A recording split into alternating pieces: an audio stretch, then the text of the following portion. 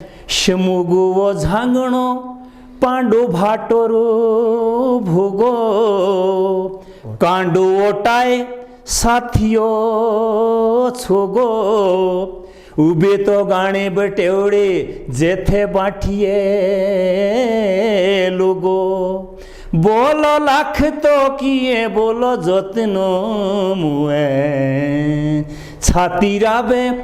छातीराबे कोटेणु भाजा रोगो छातीराबे कोटेणु भाजा।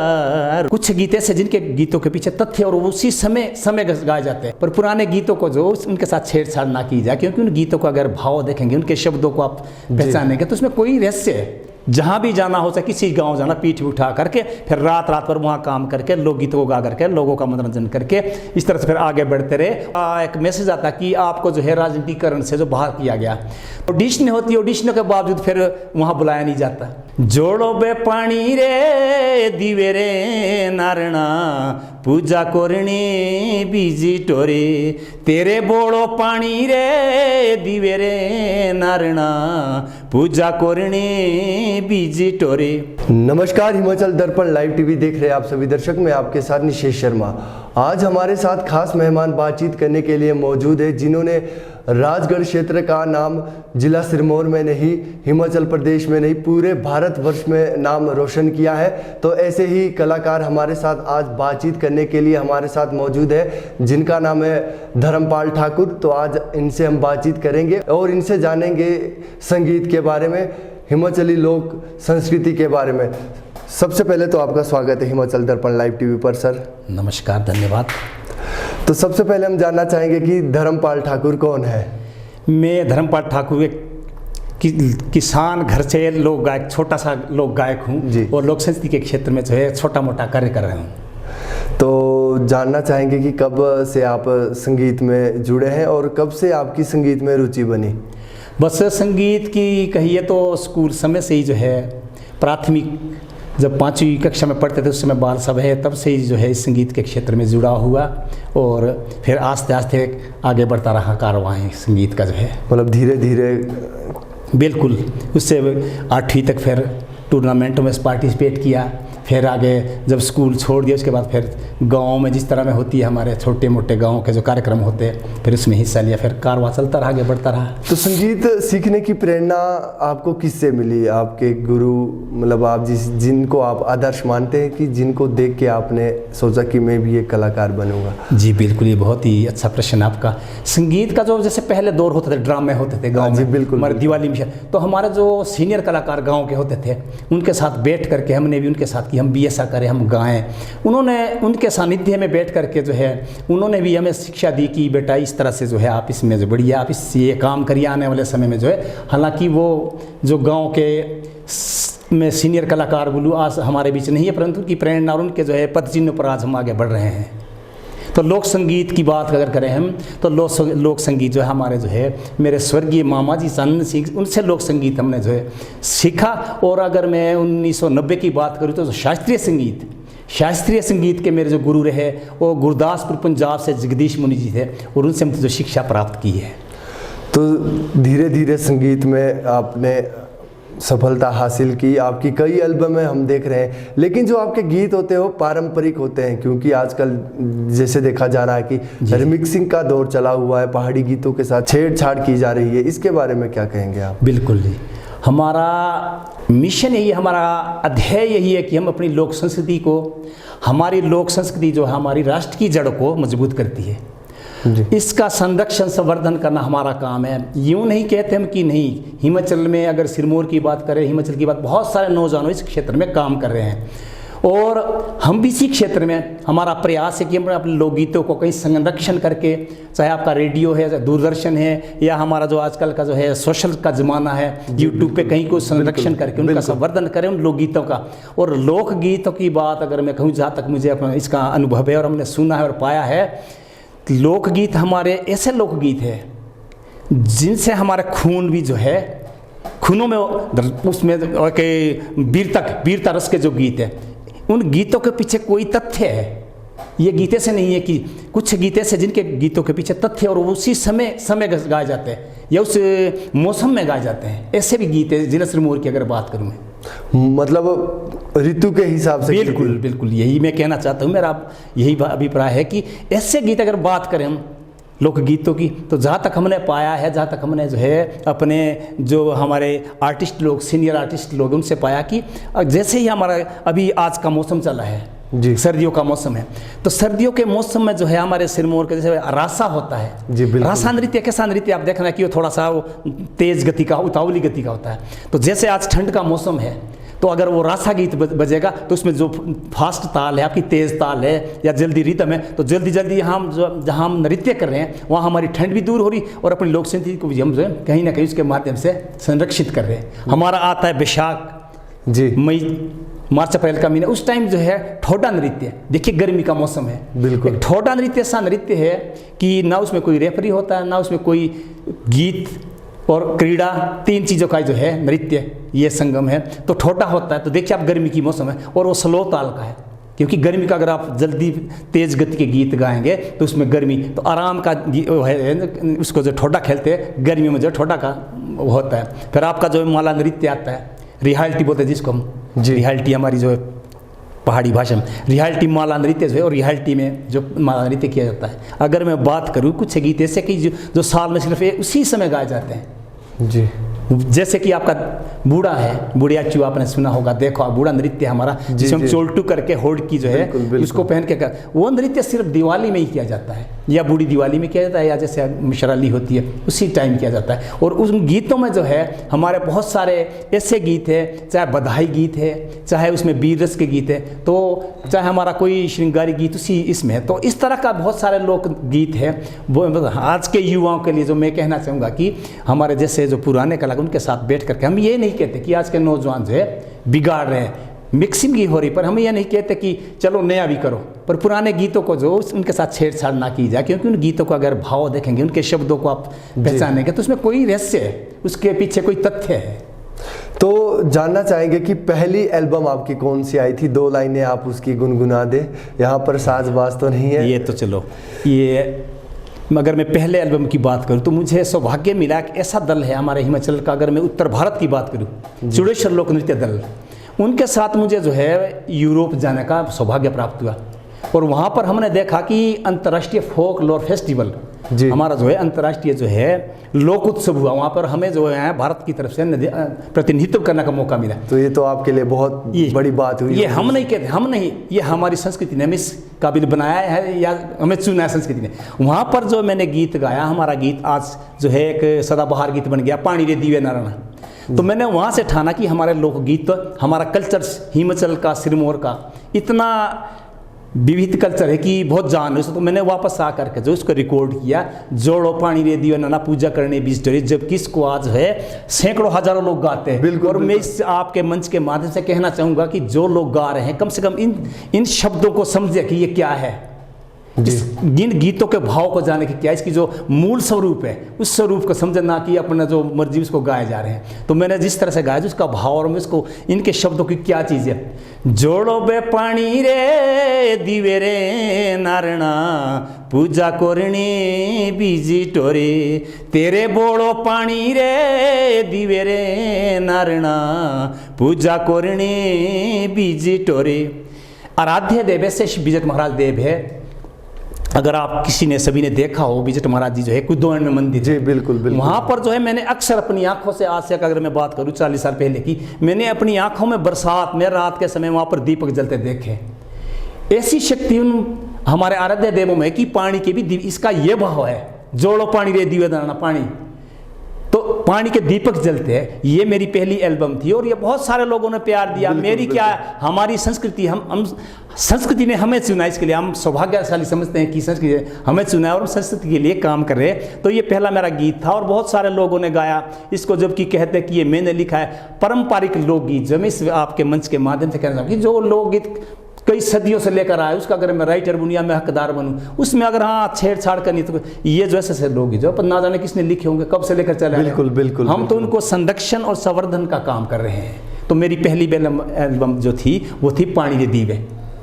तो आज भी हम जो इसको चलो किसी कारणवश टेक डाउन किया गया, पर हम लाइव में इसको फिर और भी गा रहे हैं, लोग बहुत सराह रहे हैं, बड़ा प्यार मिल रहा है। बिल्कुल जी बिल्कुल। तो हम जानना चाहेंगे कि यूरोप का आपका दौरा रहा, उसके बाद कैसा अनुभव रहा आपका जब? बिल्कुल जी, यूरोप का जो दौरा रहा, भ्रमण किया भारत देश का। हम तो छोटे से गांव, गरीब लोग हैं, किसान लोग, हमने देखा और हमने वहाँ से जो पाया बहुत कुछ सीखा हमने। हम यही नहीं कि हमने वहाँ पर अपना संगीत के माध्यम से जो अपना संगीत पेश किया है अपनी प्रस्तुति, हमने वहाँ से बहुत सारा सीखा है, क्योंकि मेरा मानना है कि इंसान जो समाज से बहुत सारा सीखता है। हमने वहाँ से ऐसा सीखा कि हमने हमारा जो है लोक संस्कृति के साथ साथ समाज के लिए और क्या करे कर सकते हैं, हमारा क्या वो रहता है, मोटिव रहता है, भी क्या करें समाज के लिए। बढ़िया सफाई का अभियान है, हम उसमें अपनी सहभागिता कैसे, उसको अपने आप को हम जो कैसे माने कि हम सफाई के लिए भी अपनी सहभागिता जी सुनिश्चित करें। ये नहीं कि मैं यहाँ से प्रवचन दे कि नहीं जी आप सफाई करो, इस तरह से सफाई होने वाली। हमें अपने आप को जब मैं बदलूंगा, हर इंसान बदलेगा, तो इस तरह से सफाई के लिए हर आदमी अपने आप का दायित्व समझा कि मेरा दायित्व है। तो ये तो थी आपके, मतलब आपने एक समय देखा, संगीत के माध्यम से विदेश में जाने का मौका रहा। उतार चढ़ाव क्या रहे आपकी ज़िंदगी में? अगर उतार चढ़ाव की संगीत को लेकर ये बड़ा ही विचारणीय विषय आपने किया है, क्योंकि अगर उतार चढ़ाव की बात करें, आपका ही क्षेत्र हो, किसी भी क्षेत्र में जो उतार चढ़ाव सभी के जीवन में आते हैं। बिल्कुल। अगर मैं संगीत की बात करूँ, इस संगीत की क्षेत्र की बात करूँ, तो 1990 की बात, जब मुझे शौक़ लगा और हारमोनियम खरीदने का मुझे शौक़ पड़ा, तो मेरे पास तो पैसे नहीं थे उस टाइम, और हारमोनियम कितना का था उस टाइम 1500, तो मेरे पास पैसे नहीं थे। तो मैंने किसी एक भाई साहब से लिया, उसको घी दिया, अपना घी टाइम उससे होता था, घी का डब्बा दिया उसको, कुछ पैसे उसके बचे थे, बेचारा वो आया, तो मैं बड़े कहाँ से पकड़ करके उसको जो है मैंने पैसे दिए। उसके बाद जब हमें शौक़ लगा, तो हम जो उस टाइम ना सड़कें थी, कोई अपनी पीठ में ले जा करके हारमोनियम ढोलक, मेरे भाई जी होते थे, कृष्ण लाल जी थे, उनका नाम था, तबला बजाते थे, आज की डेट में हमारे बीच नहीं है। उनका मुझे बहुत सारा प्यार मिला, आशीर्वाद मिला, उनके आशीर्वाद से मैं आज जो भी हूँ। मैं और कृष्ण भाई अपने पीठ पे लेके ढोलक हारमोनियम लेके जहाँ भी जाना हो, चाहे किसी गांव जाना, पीठ उठा करके फिर रात रात वहाँ काम करके, लोकगीतों को गा करके, लोगों का मनोरंजन करके, इस तरह से फिर आगे बढ़ते रहे। और आज की डेट में भी मैं आपके मंच के माध्यम से कहना चाहूँगा कि जहाँ भी कोई चाहता है, हम लोकगीत आप हमारे से खलियान में बजवाओ, चाहे खेतों में, चाहे बिना साउंड के हो, हम फिर भी अपनी जो है उस जड़ों ज़मीन से जुड़े, आज भी जुड़े हैं। तो आपने कहा कि उस समय का दौर कुछ ठीक नहीं था, गरीबी थी, उस समय आर्थिकी आय भी मजबूत नहीं थी, तो आप कहीं कार्यालय या कहीं गांव या शहर में गीत गाने के लिए जाते थे, तो उस समय मतलब जो वाहन से मानदेय मिलता था, उससे गुजारा चल जाता था? बस उस समय का दौर था, गुजारा चल पड़ता था, चलाना भी पड़ता था। अगर मैं बात करूँ तो अब जैसे रात भर का किसने बुला दिया, भाई रात भर का जागरण है, तो हमने जाना, 2 बंदे ने रात भर पूरी रात काट करके फिर 300 रुपया मिलता था, उससे अपना जो है गुजर बसर उसमें करते थे, पूरा उस समय का जो ज़माना था। अब आज के समय में तो देखो, आज तो सबके पास साधन संपन्न लोग हैं। वो समय हमने देखा है कि, और वो समय भी देखा हमने कि पैसा जब 2-2 रुपये के लिए भी हम सोचते कि 2 रुपये मिले, 10 रुपये मिले, वो दौर था। अगर मैं बात करूँ तो ये दौर तो मेरे ख्याल में, अगर मैं बात करूँ, मैंने स्कूल छोड़ा, जब अगर मेरी शिक्षा की मैं बात करूँ तो मेरी जो शिक्षा है वो 9वीं तक दिदक में। 10वीं के लिए जब मैं राजगढ़ आया तो मेरे पिताजी के पास जो है 5 रुपये नहीं थे फीस के लिए जी। और मैं पढ़ने में इतना तेज था और स्पोर्ट्स में इतना मेरा जो है आगे था, और संगीत के क्षेत्र में। और जब वो 5 रुपये पिताजी के पास फीस के नहीं हुए, फिर मैंने जो है स्कूल छोड़ दिया इन कारणों से। तो ऐसी आर्थिक तकलीफ उस टाइम होती थी। हम जानना चाहेंगे, जिस तरह हिमाचल में मेलों के माध्यम से संस्कृति को बढ़ावा देने का कार्य किया जा रहा है, उस तरह से कलाकारों को हिमाचल में मंच मिल रहा है, उन कलाकारों की जो है कलाकारों को मौका दिया जा रहा है? जिस तरह से बात कही जाती है कि मेलों के माध्यम से संस्कृति का संरक्षण किया जा रहा है और कलाकारों को बुलाया जा रहा है। अब इस बारे में अगर बात करूँ तो ये तो एक बहुत ही पेचीदा मसला है कि अगर हम मेलों की बात करें, हिमाचल में लगने वाले जितने भी मेले हैं, तो वहाँ पर बहुत सारे कलाकार परफॉर्म करते हैं, कर भी रहे हैं, कुछ अच्छा भी करते, कुछ थोड़ा हल्का भी करते, मानदेय की बात है इसमें। तो इसके बारे में तो बहुत ही, मैं कहता हूँ कि इसके बारे में मैं कुछ कहना भी नहीं चाहता और ना इसमें जानता हूँ। अगर मैं अपनी मन की बात कहूँ तो मैं पहले बड़ा भारी में जो हर मेले के लिए जो चाहता था कि मैं भी अपना परफॉर्म करूँ, पर अब मन ऐसे भर गया, कई मेलों में देखा मैंने, वहाँ जाके तो लगता है कि यहाँ क्यों आए हैं हम। मतलब राजनीतिकरण। बस इतना हो गया कि मतलब राजनीतिकरण इतना हो गया कि मैं बात बोलूँ कि इसके बारे में तो मतलब कुछ कहना ही, अगर ना कहूँ तो अच्छा रहेगा। इतना राजनीतिकरण हो गया कि इस मामले में अगर मैं अपनी बात करूँ, मैं आपके मंच से जी कहना चाहता हूँ कि हमारे सराहा मेला होता 52 दिश, वहाँ के लिए मैंने अप्लाई किया जी। तो वहाँ से मुझे किसी खास दोस्त का एक मैसेज आता कि आपको जो है राजनीतिकरण से जो बाहर किया गया। तो मैं तो नहीं किसी पद पर हूँ, हम तो गाने वाले हैं, सरकार किसी भी पार्टी की, हम तो अपनी लोक संस्कृति के संरक्षण के लिए लगे हैं, हमें कोई सरकार बुलाए चाहे ना बुलाए, कि आपको जो है आपको नहीं बुलाया जाएगा यहाँ पर तो जो है आपको पार्टी का वो लग गया। मैं कहा पार्टी में हम क्या है, हम ना किसी भी पार्टी के प्रधान है, ना कोई नेता है, ना हम तो एक आम वोटर है, अपना जो है वो है कहीं भी डालना है उसके लिए। तो इतने तक जो है आज गिर गया है। और मैं अब अपनी बात करूँ, मेरा यही लक्ष्य है। मुझे भी रेणुका मेले से भी कई के फ़ोन है कि जी मानदेय कम दिया गया, उनको ज़्यादा दिया गया। तो मैंने बोला कि मैं तो इस प्रपंच में पढ़ना नहीं चाहता। मैं अपने जब तक जीऊँगा मैं अपने घर की कमाई, अपने खून पसीने की कमाई करके लोक संस्कृति के लिए काम करता रहूँगा जितना जहाँ तक हो सकेगा। और आपके चैनल के माध्यम से, इतने बड़े चैनल के माध्यम, जितने भी लोग मुझे सुन रहे हैं, मेरा अपना यही है। और मैं इस क्या करेंगे, एक अगर 2 लोग हो, कोई पैमाना हो। मेलों में मैंने खुद देखा, मैंने ऑडिशनें दी है और 35 साल से जो मैं आकाशवाणी दूरदर्शन से जो अपनी प्रस्तुतियाँ दे रहा हूँ। ऑडिशन होती है, ऑडिशनों के बावजूद फिर वहाँ बुलाया नहीं जाता किराया। तो भाई इस मामले में मैं बहुत दुख होता है कि पैमाना अगर नहीं है ना जी, हर चीज़ का पैमाना होता है। अगर उसमें देखा गया कि एक आप 10 दिन से काम कर रहे, कोई 50 दिन से काम, किसी का, हम कलाकार तो नहीं है, पर अपनी लोक संस्कृति को जीवित रखने के लिए मुझे 35 साल क्षेत्र में हो गया अपनी लोक संस्कृति के लिए काम करते हुए। परंतु हमने देखा जहाँ भी जाते तो वहाँ पर कोई पैमाना नहीं, वहाँ पर जो एक पैमाना, मैंने भी बात की थी, बड़ी ये बात बोलना लायक नहीं है इस मंच के माध्यम, परंतु मैं कहना चाहता हूँ, साझा करना चाहता हूँ। रेणुका मेले की बात करूँ, मैं बाहर खड़ा अपनी पोशाक पहन के अपनी बारी का इंतजार करा कि मेला कब प्रोग्राम। वहाँ पर जो है कुछ विभाग के लोग, बच्चे थे, मैंने बोला बेटा मैं नहीं अंदर नहीं जाना। बोला आपने, मैं कहा क्यों, थोड़ी हम आराम कर ले, कि नहीं, मैं कहा थोड़ा बूढ़े नौजवान, नहीं बोलो हमारे तो सब नौजवान हैं। मैं कहा बेटा धन्यवाद आपका, मैंने आपके अगर मेरी कोई मैंने गलत बोल दिया आपको, क्योंकि अगर आपके पास पैमाना पहचान नहीं है जी, तो बिल्कुल फिर कुछ नहीं। तो इस तरह से जो है एक कलाकार का मन जो है खट्टा हो जाता। परंतु हमने फिर भी आस दिल में रखी है कि खट्टा बेशक हुआ मेलों से नहीं, हम अपने गांव में जा करके, घर घर जाके, गांव में जहाँ बुलाएंगे, हम चाहे खेत खलियान में हो, खेत में हो, कहीं भी हो, सड़क पर हो, हम अपनी लोक संस्कृति के लिए काम करेंगे। चाहे वहाँ साजबाज नहीं हो, साउंड नहीं, मेरा अपना जो व्यक्तिगत है, मैं काम करता रहूँगा। और अभी तक जो हमने जितने भी गाने निकाले वो अपनी लोक संस्कृति के बिल्कुल संरक्षण किया है। वही हमने कुछ दिनों पहले आपकी एक एल्बम आई थी, आपने एक गीत गाया था टुनकी, और काफी प्यार लोगों द्वारा उस एल्बम को दिया गया, तो थोड़ा सा उसके बारे में जानना चाहेंगे। जी बिल्कुल, टुनकी एक ऐसा गीत है, मैंने प्रयास किया है, हमारे सिरमौर के जो है रविंदर वर्मा जी बिहाई कलाकार है, उनसे मैंने अनुमति ली कि अगर आपकी अनुमति हम तो नहीं इतना गा सकते, और मैं चाहता हूँ कि इसको जो हम वीडियो के माध्यम से कहीं जो है संरक्षण करें। तो उससे जो एक टुनकी एक ऐसा गीत है, सिरमौर का पारंपरिक लोकगीत है, कि इसको जो है सवाल जवाब है, इसमें चाहे रात भर उसको गाते रहो, पूरी रात भर गाता, मतलब खत्म होने वाला नहीं है। उसमें गाँव का नाम कहीं आता है, कहीं किसी, तो मैंने प्रयास किया कि जिस गाँव का नाम आता है कम से कम उसको दिखा करके, वीडियो में देख करके लोग देखें कि ये है, ये फलाना है, ये फलाना गाँव है। तो उसका हमने प्रयास किया, बल्कि रविंदर वर्मा जी ने इसका विमोचन किया। मैंने उनसे अनुमति लेकर के जो इस गीत का, मैं कहा मैं ये चाहता हूँ इसको वीडियोग्राफी भी करना चाहता हूँ, जहाँ तक संभव हो पाया, कि अपनी ये कहीं ना कहीं संरक्षण होगा। आज सोशल का ज़माना है, तो सोशल पे चीज़ें अगर इसका कहीं हो तो 2 लाइनें आप गुनगुना दें। और इसमें जो है मैंने थोड़ा सा फेरबदल नहीं किया है, परंतु जोड़ना चाहा। एक बटेवड़ी हमारे गांव आता है सिरमौर में, जब मैं वहां शूटिंग करने गया तो वहां का मुझे एक सज्जन मिले कि हमारे गांव को भी आप दिखा दो।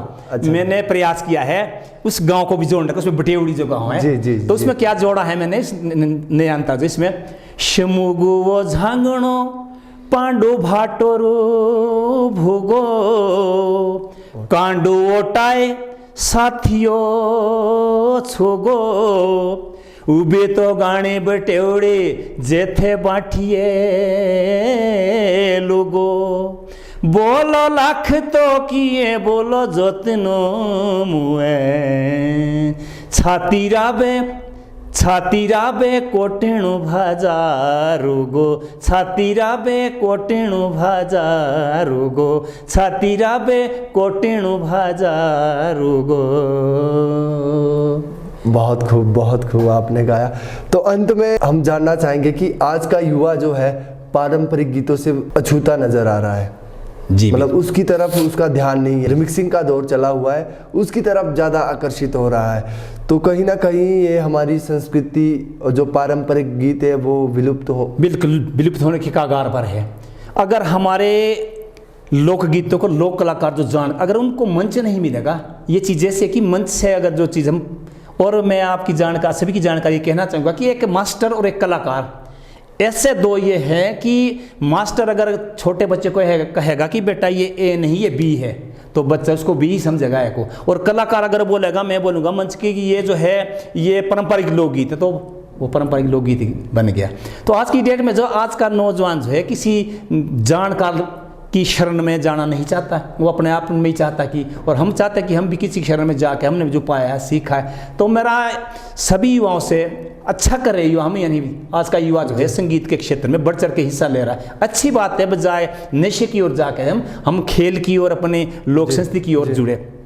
तो आज के युवाओं को मेरा यही प्रेरणा है कि किसी जानकार लोग के पास बैठ करके हमारी जो पारंपरिक लोकगीत है उसको सीखे, इसका भाव क्या है, तब भी हमारी लोक संस्कृति जीवित रहेगी। और आज का रिमिक्स का जो ज़माना है, मैं तो कहूँ ये कि हमारी संस्कृति हमारी पहचान है जी बिल्कुल। और अगर मैं कहूँ आने वाले समय में भगवान चलो ना जाने कब तक ये जीवन है, तो ये आज किसी आपको कहीं ढूंढे से नहीं मिलेगी। बिल्कुल बिल्कुल। अगर आज की डेट में इस तरह से चलता, जिस तरह से चला है ये, चाहे आपका से क्या नाम मेले का क्षेत्र हो, चाहे किसी भी सांस्कृतिक क्षेत्र हो, अगर इसमें अच्छे लोगों को, जानकार लोगों को नहीं बुलाएगा, जानकार लोग जो है इस परफॉर्म करेगा इस मंच से, तो युवाओं के लिए एक संदेश होगा।